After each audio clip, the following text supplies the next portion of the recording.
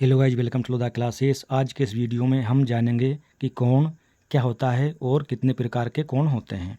तो सबसे पहले हम ये देखते हैं कि कोण किसे कहते हैं। कोण यानी एंगल।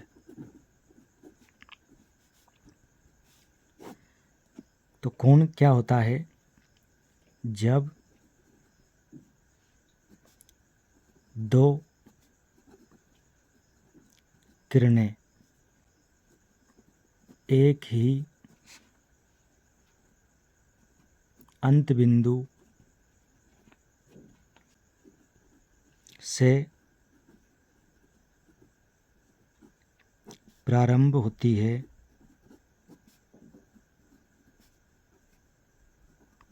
तो एक कोण बनता है। जब दो किरणें एक ही अंत बिंदु से प्रारंभ होती है तो एक कोण बनता है, या दोनों रेखाएं मिलकर एक कोण बनाती है। जैसे मान लीजिए ये एक अंत बिंदु है, यहाँ से एक किरण इधर जाती है ये, और इसी अंत बिंदु से एक किरण जाती है इधर ये। ठीक है, तो इन दोनों रेखाओं के बीच का ये झुकाव होता है, इसी को हम क्या बोलते हैं? कोण बोलते हैं। इसी को हम क्या बोलते हैं? कोण। और अधिकतर इसको थीटा से प्रदर्शित करते हैं, तो इसे कहते हैं कोण। और इस थीटा का मान इन दोनों रेखाओं के बीच का जो झुकाव होता है इस पर निर्भर करता है। ये यदि लाइन और इधर रहती है तो इसका मान ज़्यादा होगा, और इधर रहती पास में इसके, यहाँ पर इस सीध में होती तो इसका मान कम होगा। तो इसी आधार पर इनके प्रकार हैं, अलग अलग नाम हैं उनके। तो चलिए जानते हैं कोणों के प्रकार, कितने प्रकार के कोण होते हैं। तो यहाँ लिखेंगे कोणों के प्रकार। ठीक है, तो सबसे पहले हम लेते हैं यहाँ पर न्यून कोण। न्यून कोण जिसे इंग्लिश में कहते हैं एक्यूट एंगल। एक्यूट एंगल, न्यून कोण या एक्यूट एंगल किसे कहते हैं? तो ऐसा कोण जिसका मान 0 डिग्री से बड़ा होता है और 90 डिग्री से छोटा होता है। मतलब ये जो थीटा है, ये कोण, इसका जो झुकाव है इन दोनों रेखाओं के बीच का, वह इतना होगा कि 90 डिग्री से तो छोटा होगा और 0 डिग्री से बड़ा होगा। यानी इसका मतलब ये है कि 1 डिग्री से लेकर यहाँ पर 89 डिग्री तक के जो कोण होंगे उनको हम क्या कहेंगे? न्यून कोण कहेंगे। जैसे आपका 1 degree, 2 degree, 5 degree, 10 degree, 20 degree, 25 degree, 35 degree, 45 degree, 50 degree, 60 degree, 70 degree और 85 डिग्री, 8 8 88, 8 9 89 डिग्री, यानी 90 से छोटा, वे सब कोण क्या कहलाएंगे? आपके न्यून कोण कहलाएंगे। इसको इस प्रकार हम दर्शा सकते हैं ऐसे। ये आपका थीटा न्यून कोण है, आप ये कह सकते हैं इन दोनों रेखाओं के बीच में। ठीक है, ये अगला है आपका नंबर 2, समकोण। समकोण जिसे इंग्लिश में कहते हैं राइट एंगल। तो समकोण या राइट एंगल किसे कहते हैं? जब इन दोनों रेखाओं के बीच का झुकाव कैसा हो? बिल्कुल इस प्रकार हो कि ये वाली जो रेखा है आपकी या किरण है, इस पर एक रेखा या किरण बिल्कुल लंबवत आती हो यहाँ पर। ठीक है, तो ये जो कोण बनता है आपका, ये होता है आपका 90 डिग्री के बराबर। और इसी 90 डिग्री के कोण को हम राइट एंगल या समकोण कहते हैं। ठीक है, तो यहाँ लिखेंगे हम, जब कोण 90 डिग्री का होता है तो उसे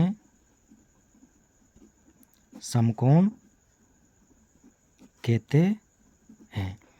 जब दो किरणों के बीच का कोण का झुकाव का मान 90 डिग्री हो, फिक्स हो 90 डिग्री, न ज़्यादा न कम, तो उसको हम राइट एंगल या समकोण कहते हैं। ठीक, अगला देखिए, नंबर 3 पे है आपका अधिक कोण। अधिक कोण, इसे इंग्लिश में कहते हैं ओबट्यूज एंगल। अधिक कोण को, तो अधिक कोण क्या होता है? जब ये दोनों रेखाएं हैं, ठीक है, इस प्रकार से हो कि ये वाली जो रेखा या किरण इधर गई है, ठीक, ये तो ठीक है, लेकिन जो यहाँ पर अभी ऐसी है ये बिल्कुल लंबवत है, ये मान लो यूं तिरछी हो जाए, ठीक, ये, और ये इनका अंत बिंदु हो, इसकी डायरेक्शन ये हो, तो यहाँ पर जो कोण बनेगा ये, ठीक है, तो ये वाला जो कोण है इसी को हम कहते हैं अधिक कोण। इस वाले कोण को अधिक कोण कहते हैं।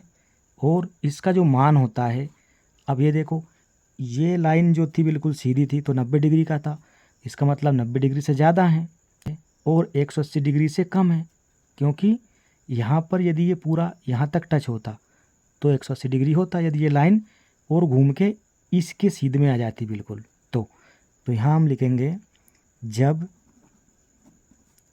थीटा का मान 90 डिग्री से तो ज़्यादा हो और 180 डिग्री से कम हो, ठीक है, तब ऐसे कोण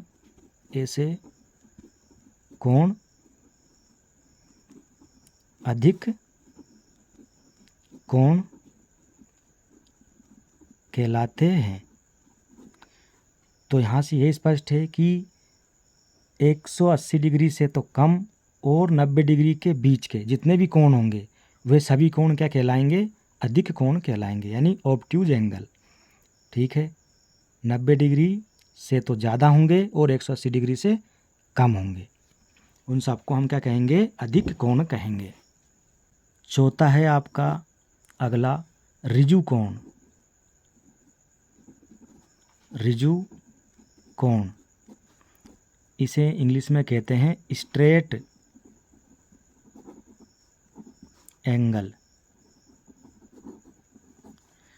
ऋजु कोण या स्ट्रेट एंगल, देखो क्या है, ये किरण आपकी इधर जा रही है, ठीक, ये वाली किरण जो है अभी तिरछी है, ये यहाँ से घूम के और इसी डायरेक्शन में आ जाए मान लो, ठीक, तब ये यहाँ से जो यहाँ तक का कोण बनेगा ये पूरा, इसी को ऋजु कोण कहते हैं। यहाँ से चले और यहाँ तक आ गए तो इसको बोलते हैं हम 180 डिग्री का कोण। ये पूरा थीटा का मान कितना है यहाँ पर? 180 डिग्री। तो हम ये कह सकते हैं कि जब कोण 180 डिग्री का होता है तो उसे हम ऋजु कोण कहते हैं। जब कोण 180 डिग्री का हो तो उसे ऋजु कोण कहते हैं। ये, और ये फिक्स होता है ऋजु कोण 180 डिग्री मतलब 180 डिग्री, ठीक है। इसी प्रकार समकोण 90 डिग्री मतलब 90 डिग्री, देखा है आपने यहाँ पर ये, और यहाँ पर ये फिक्स है ये। और इसमें क्या रहता है, 90 डिग्री से तो ज़्यादा और 180 डिग्री के बीच के जितने भी कोण होंगे वे सभी कोण अधिक कोण कहलाते हैं, लेकिन ऋजु कोण फिक्स है ये 180 डिग्री का। इसी प्रकार समकोण भी फिक्स होता है 90 डिग्री का। और न्यून कोण, जो भी आपके 90 डिग्री से छोटे और 0 डिग्री से बड़े कोण होते हैं वे सारे कोण आपके न्यून कोण कहलाते हैं। पांचवा है प्रतिवर्ती कोण, जिसे इंग्लिश में कहते हैं रिफ्लेक्स एंगल।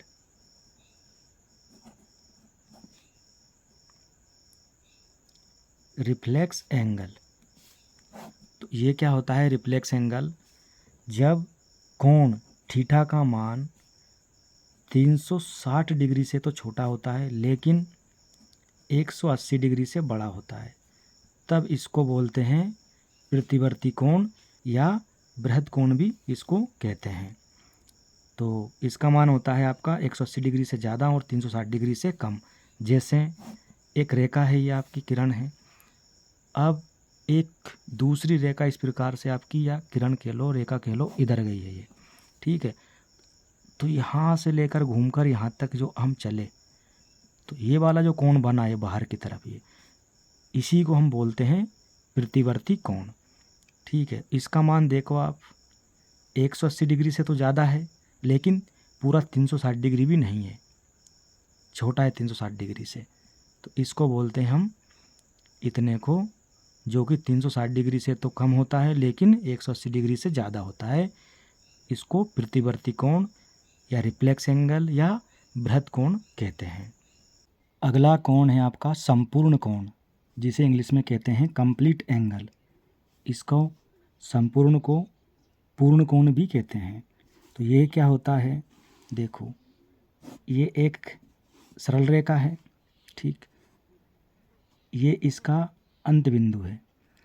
मान लीजिए एक रेखा और इसी के ऊपर है ये, ठीक है।